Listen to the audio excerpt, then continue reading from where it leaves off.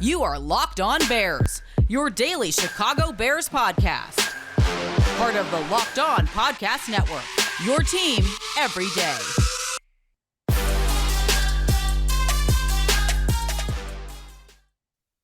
The Chicago Bears lost a heartbreaker to the Pittsburgh Steelers, and no Bears fan wants to watch a loss in any game. But what's really important coming out of this loss in particular is how well Justin Fields played, given where the Bears team stands at this stage in the season. This is Locked On Bears, and I'm your host, Lorin Cox. I'm an analyst for Pro Football Focus, and I'm here to bring you your daily in-depth Chicago Bears news and analysis. You can follow me on Twitter at CoxSports1. You can follow the podcast on Twitter at Locked On Bears. You can like Locked On Bears on Facebook. Join the Locked On Bears Facebook group for some more Bears talk, and make sure that you're subscribed to the Locked On Bears YouTube channel to keep up with all of our video podcasts as well. On the show today, we recap the Bears' last-minute loss there to the Steelers.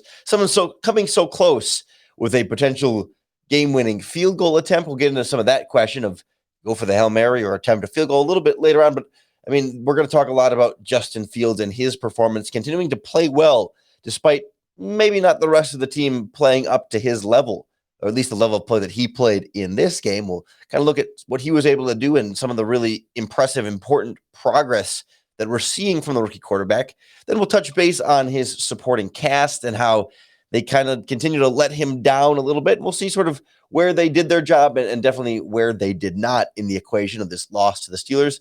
And we wrap up with the penalties, the referees, the coaching staff, some of the real frustrating parts of this game and this just the whole situation, this team right now that we're sort of seeing as recurring themes in this last few weeks in this now 4-game losing streak for your Chicago Bears. But this game for me is all about Justin Fields. That's what the rest of this season is all about. I mean, when your team is sitting kind of at this stage, right, it's not a team that looks like it's really going to be playoff bound, right? I mean, they're 3-6 at this stage. It would take a lot to really turn things around and be a true playoff contending team. And so when you start to put it in that context, what's so much more important is that your franchise quarterback of the future plays like a franchise quarterback of the future. And we've been seeing that so far from Justin Fields. And this game was yet another step forward and felt like, well, first of all, it was pretty close to like a comeback game-winning drive and that real like pivotal NFL establishing moment for Fields. It wasn't quite that in terms of the team outcome, but it felt like it was getting something close to that for Fields as far as really showing the NFL what he is capable of. I really felt like the context and situations of this game were really so critical to understanding how well he played. Like you can look at the box score pretty easily and be impressed that way. I mean, he had 291 passing yards, add another 45 on the ground, a touchdown, interception. The passing rating is 89.9. That's not anything to necessarily write home about, but clearly the bigger passing plays were developing and the offense was finding some of those more explosive plays. But just the way the game situation flowed, you know, he gets intercepted relatively early in this game while losing. And it's, you know, a defensive lineman jumping up just to bat the pass and happens to be able to bat it down into their arms. That's not a bad decision by Justin Fields or a bad throw necessarily. It wasn't inaccurate and wasn't a bad decision. It was just a really good play by a defensive player. And there's not a lot that Fields can do in that situation. So it's not something that like you're drastically concerned as some trend continuing about turnovers for your rookie quarterback. It's kind of, I don't want to call it fluky, but it's just something that happens and can happen really to any quarterback in the NFL. But, you know, Bears go down 14-0 after that. And there's no panic from Fields.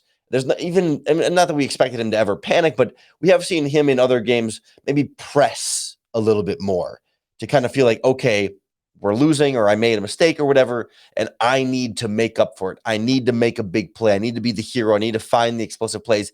And it didn't feel like he was trying too hard for too much in order, you know, and having a negative result as a result of trying too hard and pressing too much in some of those moments. Like he stayed calm and was able to kind of keep with the system and the flow of the game for there, overcoming so many more things along the way, in addition to a 2-touchdown deficit multiple times in the game. But, some sacks and, some occasional struggles on the offensive line, plenty of penalties that we'll get into a little bit later in the game, and just things that were not his fault completely that were holding him back. He had the touchdown taken off the board with the quote unquote penalty on James Daniels that we can talk about in a little bit, but still drives at the end of the first half, gets a field goal entering halftime to at least get something on the board. And then his first drive out of the second half in the third quarter there, another field goal, right? I mean, those moments, you want them to finish in touchdowns, and that's where you can point to and say, hey, here's where we want to see growth, and here's where Fields can continue to get better, and how you can string some of those drives to finish in the end zone. But those responses still mattered. And even though they're field goals, it does still get it back into a one-possession game and kind of kept things alive. Even when the Steelers then add another touchdown and make it 2-point games, that second half in particular is really where things started to click. It's where the downfield passing seemed to open up a bit more than we had seen in the first half. And I'm curious to be able to go back to the film a little later this week and try and figure out specifically what it was in the second half, whether it was adjustments or the Steelers doing something differently defensively, or Fields just getting into a rhythm and getting more comfortable as to why those plays open up. Because he had 4 passes of 25-plus yards in this game, and they were all in the second half. And I think he had 7 total passes of 20-plus yards. So, he was, or 15-plus yards. So, I mean, he was finding more and more of those plays downfield that open up this offense. And really, that's where he's going to shine for the Chicago Bears. And then, of course, it all sort of comes together in the end when Steelers are up 6. Fields has 3 minutes to go. Steelers know you're passing. They know you need a touchdown. They know you're not going to run the ball. They know there's not time on the clock.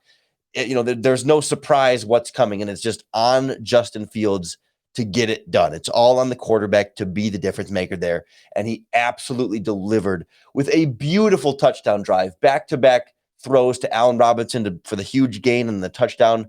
I mean, it was just it didn't feel like a rookie quarterback in that moment and after that moment, right? It felt like he had ascended above rookie level in a way that feels like some kind of turning point where he did absolutely everything in his power in that moment to win.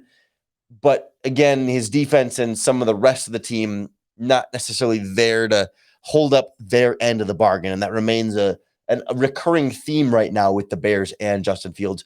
We'll take a closer look at that supporting cast in particular and what we saw from the running game, the offensive line, the defense, and more next on Locked On Bears.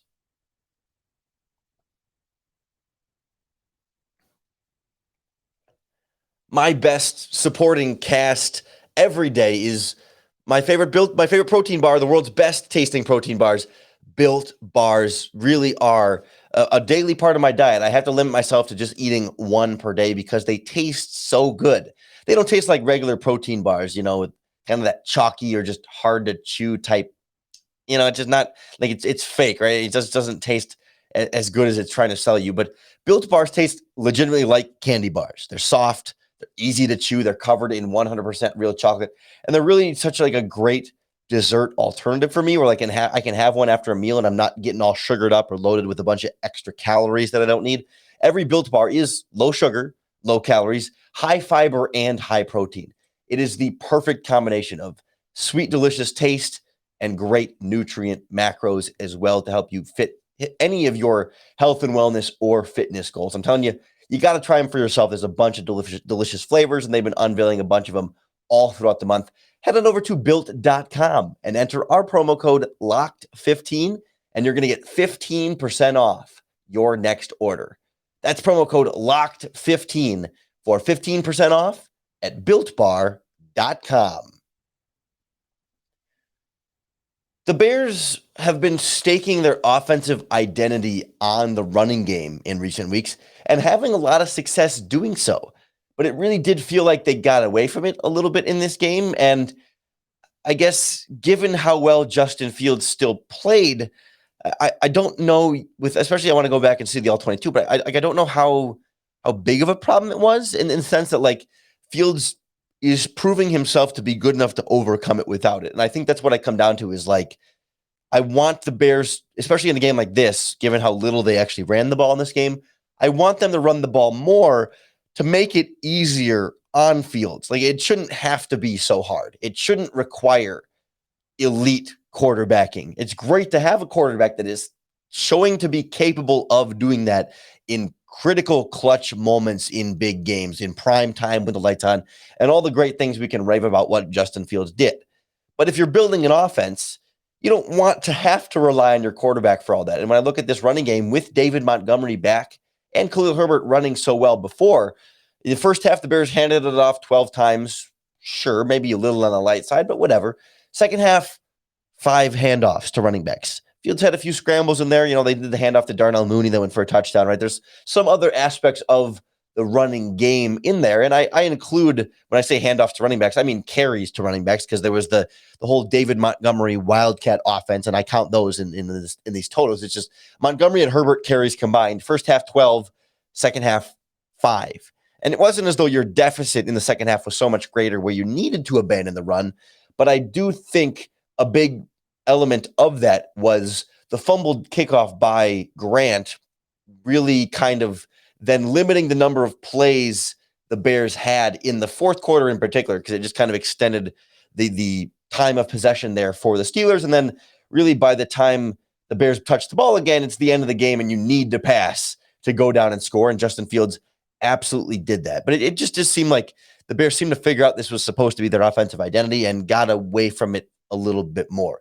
Is that the reason they lost? No, I think the offense did enough to win this game. And so that's why I'm hesitant to I'm not trying to rail on this particularly. And certainly you don't want to take the ball out of Justin Fields' hands down the stretch, but David Montgomery was averaging 4.8 yards per carry and had a couple of those kind of breakthrough runs into the second and third level. So yeah, I mean, ideally give me more. And I'd like to also see more of Khalil Herbert. His role pretty well vanished. That was pretty quick. We expected Montgomery to be the lead guy, but Herbert definitely kind of took over that one, or excuse me, Montgomery definitely kind of took over that one, and Herbert really disappeared a lot more quickly than I thought he would. I wondered if Montgomery maybe would have a slightly reduced workload in his first game back, but they went kind of all in on Montgomery playing a lot of snaps, including a handful of those Wildcat quarterback snaps that have felt sometimes in the past frustrating and almost disruptive to the Bears' offensive flow, but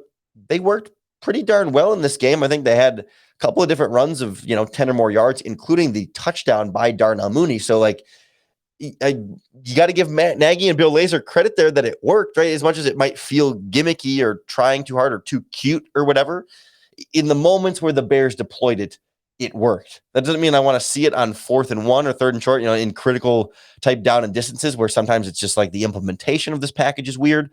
But again, it's kind of working. And so you got to give Matt Nagy credit a little bit there where credit was due. I thought from a wide receiver standpoint, in terms of the supporting cast, and even schematically on the back end for receivers getting open, it was a little bit hit and miss for me. Right? It seemed like there were a lot of plays where Fields had a quick second in the pocket and no one was getting open and he had to scramble again. When they show some of those replays of the all-22, from the limited snaps that we saw of that, just didn't seem like guys were fully getting open. It's like the Bears would go to that play action max protect where they'll keep a couple of tight ends or a couple of running backs in a block and there's 2 receivers running routes downfield and neither one's open. And Fields has no hot route to throw to, so he just has to scramble and try and create something. And that's where some of the sacks come from, and that's where some of the scrambles come from. But it's still a work in progress, I think, in terms of truly making it easier for Fields on the back end. Because instead, it felt like, sometimes guys were getting open and sometimes guys were running into space. Cole Kmet had a career high 87 yards, but it was either he was running to where no one was in his own coverage, which seemed to be what the Steelers were going with quite a bit, or it was contested catches. And I felt like Fields was hitting a lot of those NFL windows where guys are open, but they're not wide open. They're just open enough where it takes a quality pass from an NFL quarterback to hit them. And Fields was absolutely hitting them. And then Kmet definitely benefited from quite a few of those over the middle. And it was a career high, I think, 87 yards for Kmet. Good to see him getting more involved. I still don't think he's playing a true difference maker at the spot, but catching some more balls that he's supposed to be catching and just being that big, more reliable target over the middle is definitely good progress for some of the future of this offense. Defensively, it was good to see them switch to holding the Steelers to some field goals in the second half. There was a few of those drives early on where it felt like a little bit of a shellacking, especially that first drive where then, Najee Harris runs in for the 10-yard touchdown or whatever, and just felt a little bit too easy. a couple of those times, but third, fourth quarter, defense stepped up and made it a little bit more difficult. And that seems like that's the inverse of a lot of what we've seen from this Bears defense this season, where like early on they're strong, and then by the third and fourth quarter they fall apart. So, I do like that they were able to put, kind of dig their heels in a little bit and step in down the stretch, because they certainly didn't let Najee Harris run all over them. That's one of the things we talked about in the game plan podcast on Monday, yesterday, getting ready with the day one more later. I had to kind of adjust the normal schedule on that, but he averaged 2.8 yards per carry. Right? He ran hard. He ran well, but the offensive line for him wasn't always creating a lot of room for him. So like that wasn't what kept this Steelers offense going, as much as they did want to run the ball. But Big Ben would find a little time and find some receivers, really some of those like chunk intermediate plays. The Bears did a good job sacking him 4 times. And, when the pressure is able to get there, he's not really a guy that's going to escape it. But it kind of felt like a little bit of all or nothing when it came to pressure on Big Ben. He extended things a couple of times, and that read option keeper that they ran for him down the stretch was hilarious to see that old and that slow of a Big Ben trying to get to the edge and kind of lunging forward there. But we kind of knew that that's what the Steelers would want to do, is run the ball and find some of those chunks. And it ended up being more that like 10 to 15 yard game as opposed to the 20 to 25 yard. But it was enough, of course, for them to put some more points on the board, and the Bears defense then falling short at the end where they really, really needed to. And then there's quickly, the special teams. Jakeem Grant fumbling, obviously really bad. DeAndre Houston-Carson recovering the fumble for a touchdown completely changed the game at that point and brought the Bears back in it, left Justin Fields with that opportunity to drive down and take a lead, which he absolutely did. And that was such a critical turning point here. And it continued a wild streak of the Bears consistently scoring defense or special teams touchdowns against the Pittsburgh Steelers. But then you could argue, well, that James Daniels penalty would have changed the game too if they had that touchdown on sort of the phantom call there on the chop block type thing from James Daniels. So I think, does the special teams touchdown doesn't exist in a vacuum from the penalty that called back the earlier touchdown, but still the Bears needed something from their special teams or some kind of turnover score like that. And the guys stepped up, and I'll give the special teams credit there, and I'll give the supporting cast some credit there, here and there, where they were able to help Fields in some ways. It just overall wasn't enough, in large part from some of the ways that they shot themselves in the foot. And we'll get into some of those penalties and how much blame we put on the referees and the coaching staff and all those things that really get you frustrated next on Locked On Bears. Hey, Bears fans, listen up. There's an incredible app for anyone who buys gasoline that you need to know about. It's called Getupside. Locked On Bears listeners are making up to 25 cents per gallon cash back every time you fill up your tank. You just download the Getupside app in the App Store and Google Play, and the money goes right into your account. There's no catch. It's pretty easy to use. It's direct to your Getupside account, and then you can connect your bank account if you want the direct deposit. If you feel more comfortable going through PayPal or even cashing out to e-gift cards to websites like Amazon and other online shopping platforms, it doesn't matter how you want to do it. Getupside is there for you. Some people who drive a lot make as much as $200 to $300 a month in cash back, and there's no catch. So download the Getupside app today, Google Play or Android or the App Store on iPhones, and enter in our promo code TOUCHDOWN, and you're going to receive an extra bonus, an extra 25 cents per gallon cash back on top of the cash back you're already going to get every time you fill up. So that's going to give you up to 50 cents per gallon cash back on that first fill up. You just download the app, Getupside, and enter our promo code TOUCHDOWN. Obviously, the Bears could have used another touchdown. The penalty's taking away a touchdown here. And it would be easy. It would be so easy for me. And you're going to hear this, I'm sure, if you follow other Bears media people or listen to other Bears podcasts. First of all, thank you for listening to Locked On Bears and making us your first listen every day. But if you're around on Twitter, whatever, everybody else is going to be railing on the refs. Of course, there were bad calls from the refs. Absolutely bad penalties in this game. There were bad no calls, some hits on Justin Fields that should have been penalized, things that really didn't feel balanced and fair or quality in terms of referees, to the point where even like Pittsburgh Steelers media members, former Pittsburgh Steelers players were going on Twitter and saying, yeah, this one feels kind of dirty. Just like the refs are like, what are the refs doing? They seem to be favoring the Steelers over the Bears. Like they were admitting it. Yes, those things are true, and that's a pretty clear sign. But I mean, I don't know. It's just that's such a low hanging fruit thing to just blame the referees, because I always feel like good teams overcome referees and bad or mediocre teams blame referees. And absolutely, in a game as close as this, one bad call can be the difference. I mean, when you lose by just as close as the Bears did, and it comes down to 65-yard field goal attempt, which I'm sure we'll touch on here in just a moment. But I mean, like, yes, 2 points can be swung by one single bad referee call. But again, it doesn't seem like teams like the Buccaneers, the Packers, and formerly the Chiefs, maybe not this year's Chiefs, but like when you're actually a good team, even the referees calling bad calls against you is not enough to stop you. And I just feel like, if the Bears defense plays better, the referees don't cause them to lose this game, right? Or if the offense is a little bit better, or if Jakeem Grant doesn't fumble that kickoff, right? I mean, you can kind of go through and find a bunch of other moments and other mistakes that were legitimately the Bears' fault and not the referee's fault, and say, well, if